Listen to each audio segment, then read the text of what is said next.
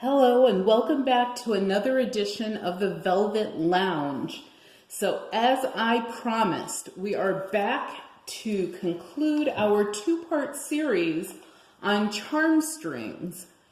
As you know, they have several names such as friendship strings, memory strings, tribute strings, and the best of all, sometimes friendship strings.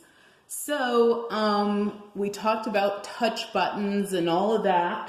And this time what we're going to do is, of course, give you a few more facts about the history of these buttons.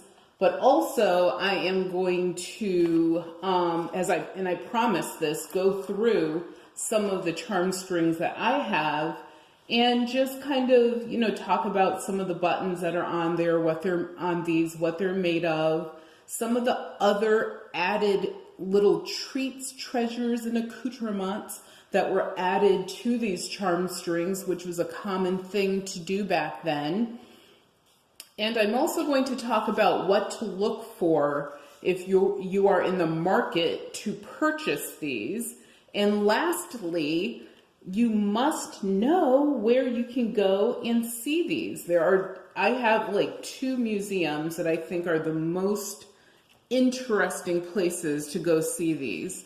One I've been to before, the other I have not. But I'm sure there's other button museums out there. Who knows? You might actually have one in your town. Look it up. It might be a fun day trip or something to do for a couple of hours. So let's get right into this. First of all, I want to start with a couple little trivia bits. One of them being that besides the other reasons for having, what people did with charm strings, such as displaying them, some of the other things that occurred is they were made as gifts.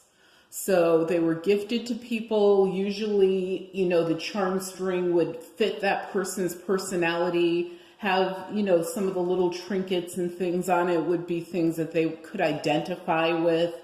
The buttons, of course, could be from everywhere, anywhere, or maybe that person was like, can I take some of your buttons? I want to make something special for you.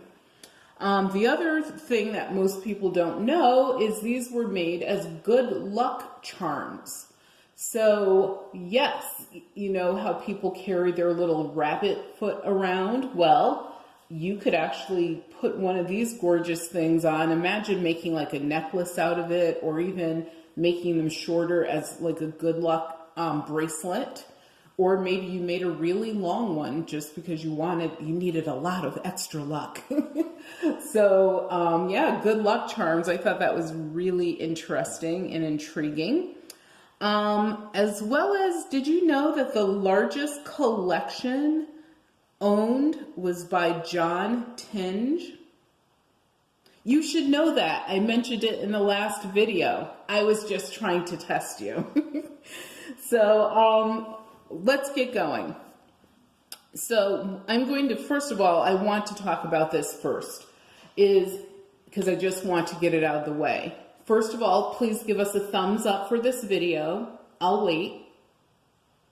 Hey, you didn't do it. Okay, I think that we got at least 2 or 3 thumbs ups in there, hopefully. And remember, if you have any questions or comments, leave them down below. We would love to read what you have to say. And we're also learning all the time. We don't claim to be, or I don't claim to be, the guru on everything. So now I'm getting back on track. So one of the things to remember is initially when these were created, they were created as a fun thing in a way, but with some superstition behind it about the 999th button. And, Prince Charming being at the door, waiting to sweep you off your feet with a big diamond ring or whatever type of engagement ring you had. But what happened if you collected 1,000 buttons? I'm going to give you 1 second to think about that. Okay, what happened is you were supposed to be destined for a life of spinsterhood. So Mr. Right would never knock at your door, or Mrs. Right, whatever you were looking for back then. So that's kind of a sad ending, but that's why I sort of do not like relating these to the whole courtship, suitorship, obviously spinstership type thing. I like to think of them as simply works of art. Someone took the time, the love, the care to put these together. So that's our trivia for the evening. So you can see Sunny at the door. But anyway, so something else to think about is purchasing charm strings, or, you know, even if you're looking at someone else's collection or whatever, or maybe they just have one. Supposedly 3 items make up a collection. So I technically have a collection with what I have. I have 5 of them. And I don't really think I'm going to get any more or ever probably make another. I can't say never, but if I do, it will probably be one more. But anyway, when you're purchasing these, or if you're just, you know, perusing, browsing, wondering if something's from the 1800s versus the 1950s, what you would look at, first of all, is how they are strung. So if you're looking at the stringing, and I have to find one where you can actually see it, you have to sort of part the buttons, move them out of the way a bit so that you could see what's inside as far as the stringing. On this one, I hope it's clear enough. This has what appears to be a white string or a gray string, but indeed it's actually steel. So this is strung on a steel string.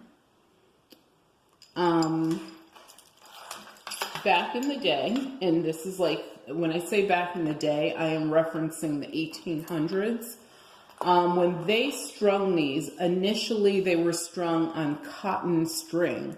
Why? Because nylon was not invented yet.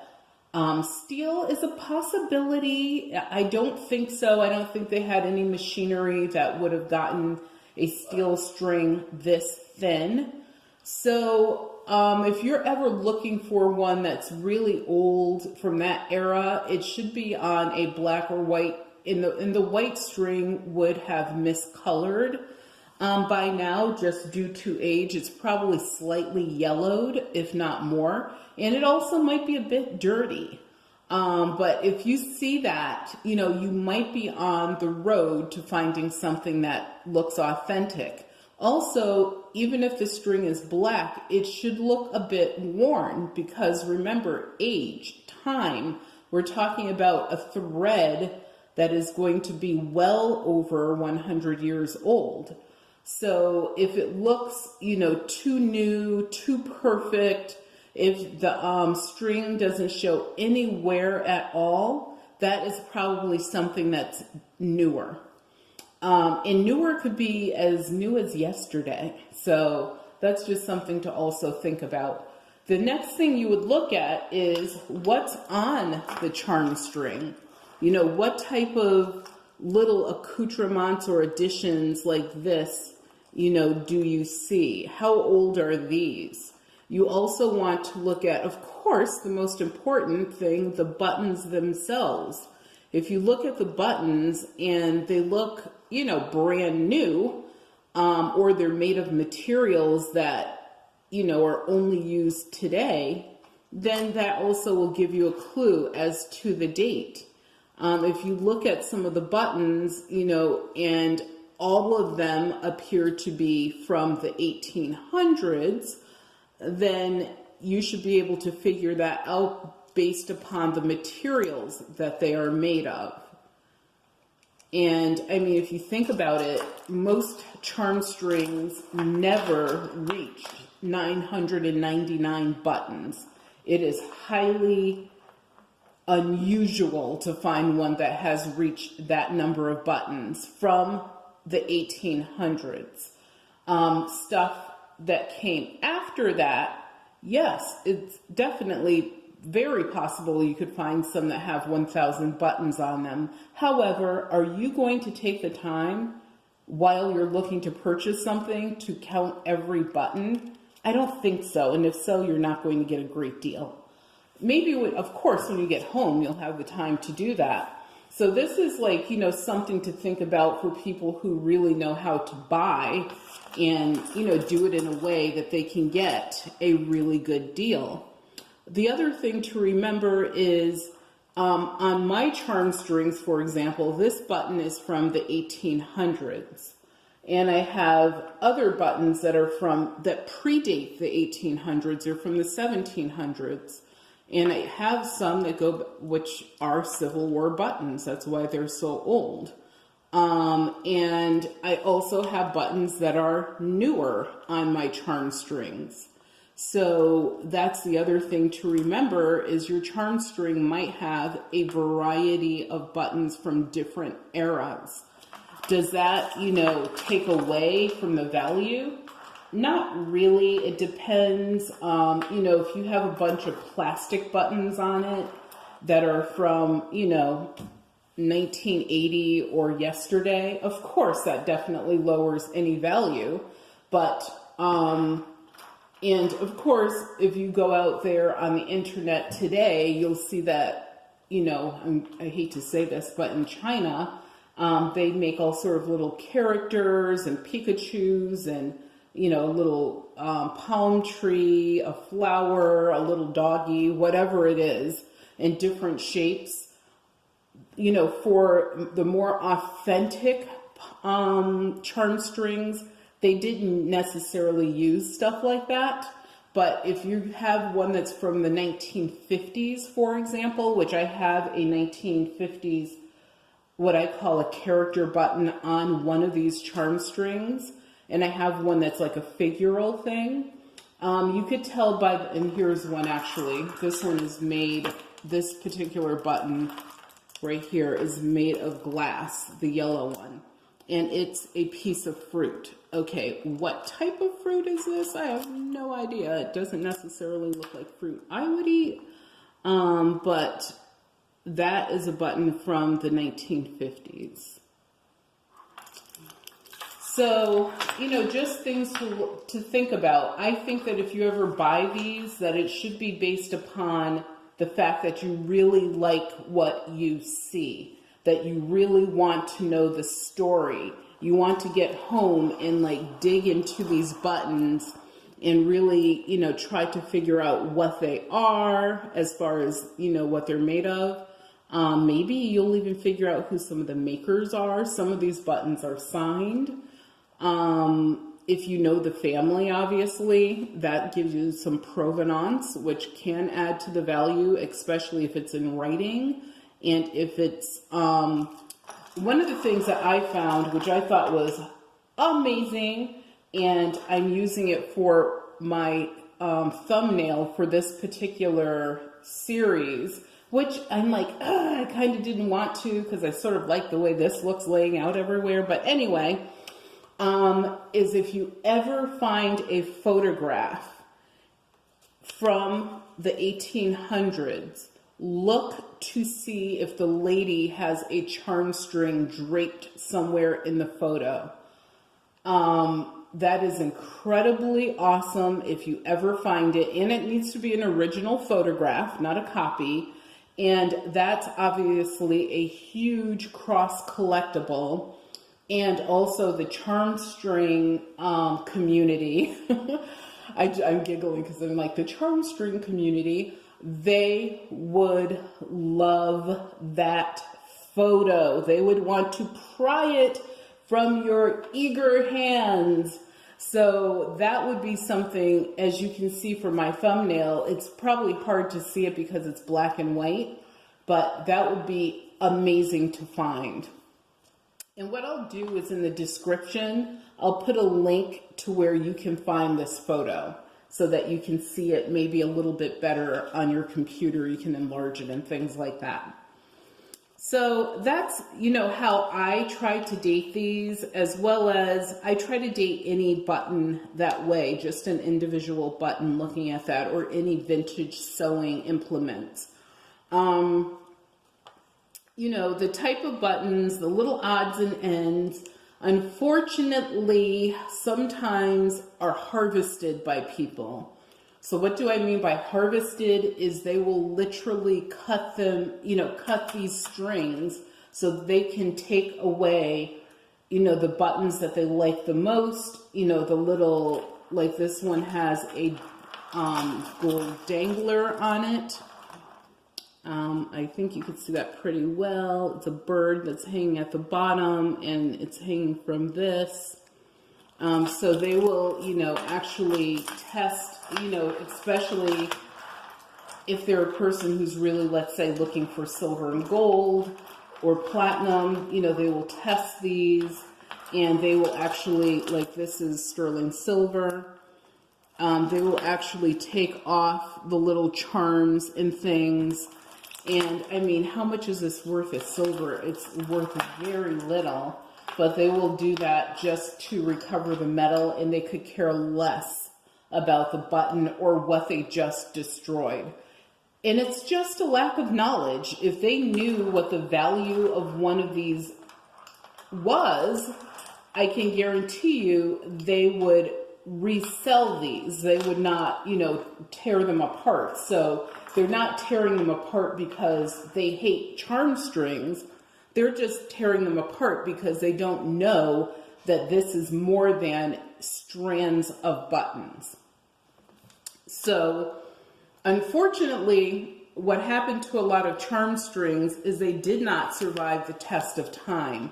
The large majority of them that John Tinge did not own anyway, or have put into museums, ended up being unstrung. They were just unstrung, and the buttons were collected, you know, or they knew the value of some of these buttons, as well as I already said, the little pieces and bits that are on there with the buttons.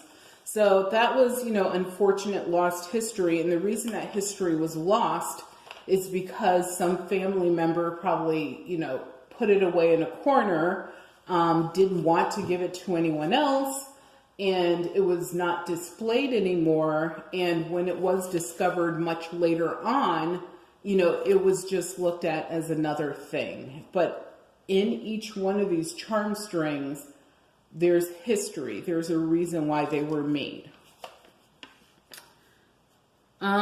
Let's see, what else can we talk about next?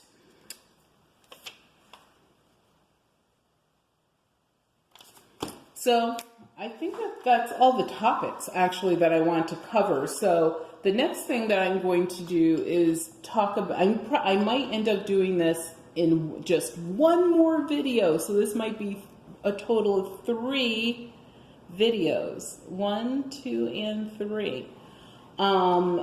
But right now I'm going to just start going into some of what I have so that you can see some of the things that are on here. I have a lot of Victorian era buttons. Victoria, you could usually, I mean, you have to look at them. You do have to have some knowledge of buttons to know what's Victorian, what's newer. But this, for example, is a fancy metal Victorian button. One thing is I taught you guys in other videos is looking at the back of the button also helps to date it. And sometimes they're signed. This one actually is not only signed, it has initials on the back, but it's also made of silver. So please take a look at the other videos that I have out there on buttons if you want to learn more. If you don't, it's totally fine.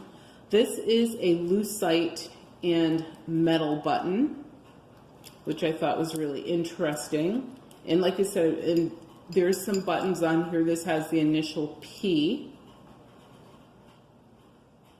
And it doesn't really mean anything to anyone in my family, but I just thought it was really interesting.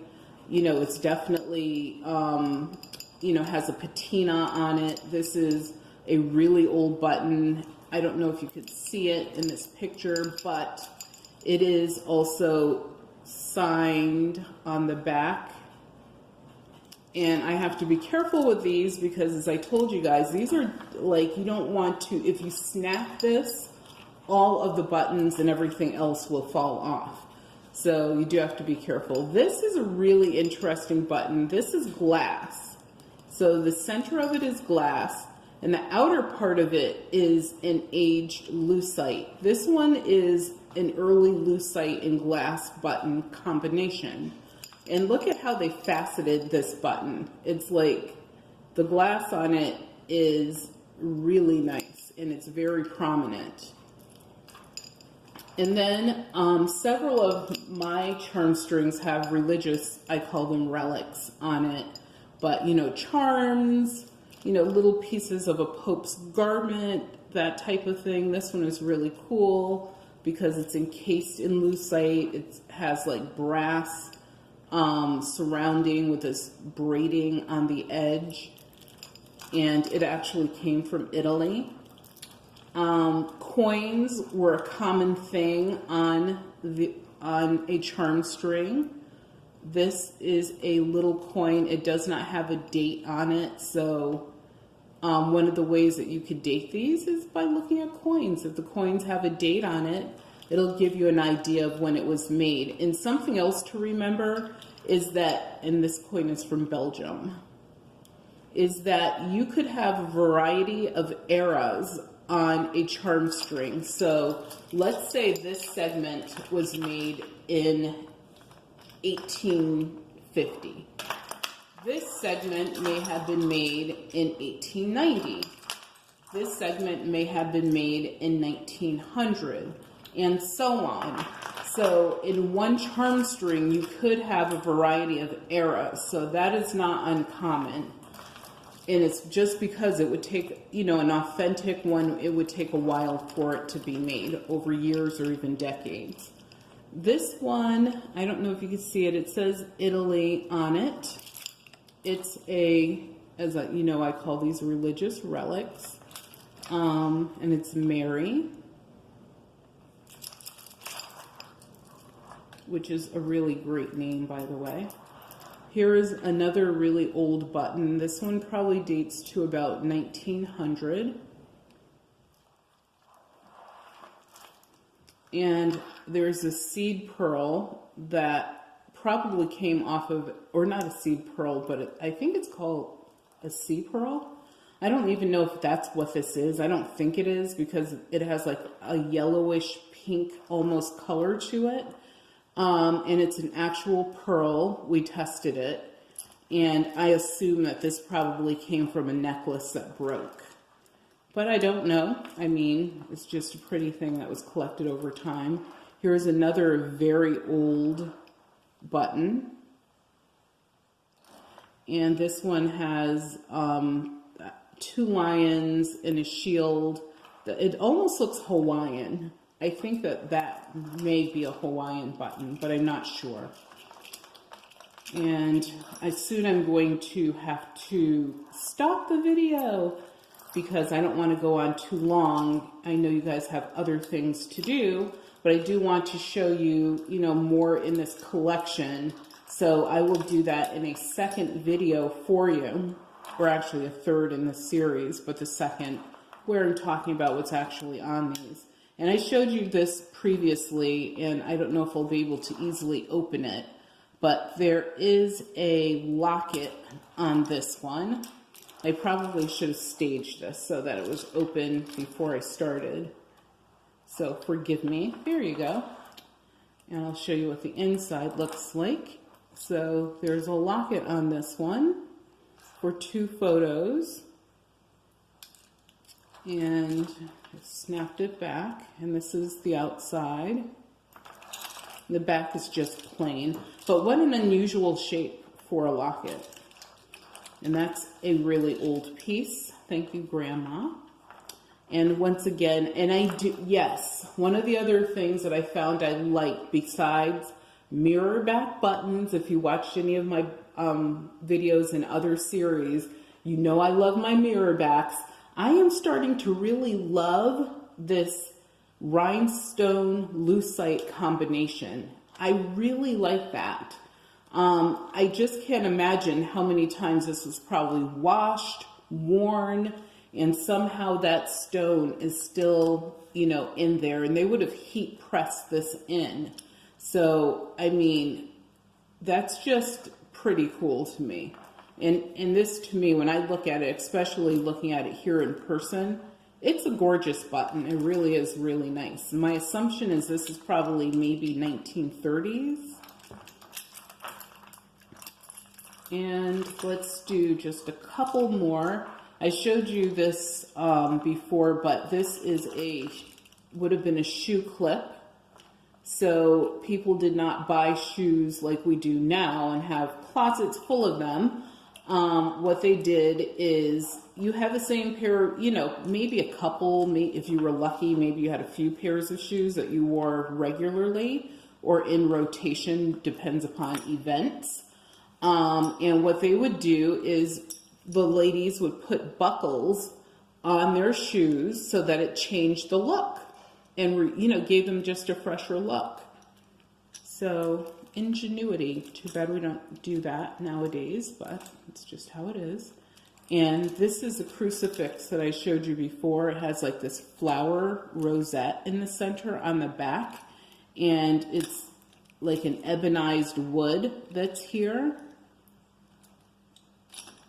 And it's, you know, this is silver, and then you have Jesus on the cross, you know, he's been crucified. And yeah, I thought that was, this is a really interesting piece. It doesn't have any names or any signatures or anything on it. And then going back to the beginning, this beautiful swirl lucite button. You see this a lot in the old lucite purses. And that's the end of that strand. So with that, I am going to give you a break and come back hopefully with the final video and just ask you if you could just join me for that, but also look at the other videos that we have in this playlist.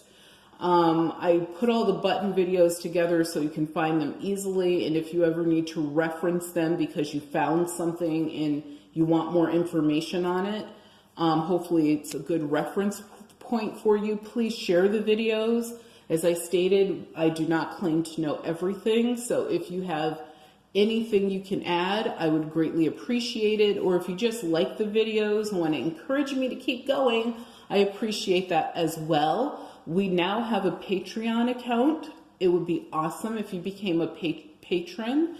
That information plus more is down in the description. And please give us a thumbs up. Take care.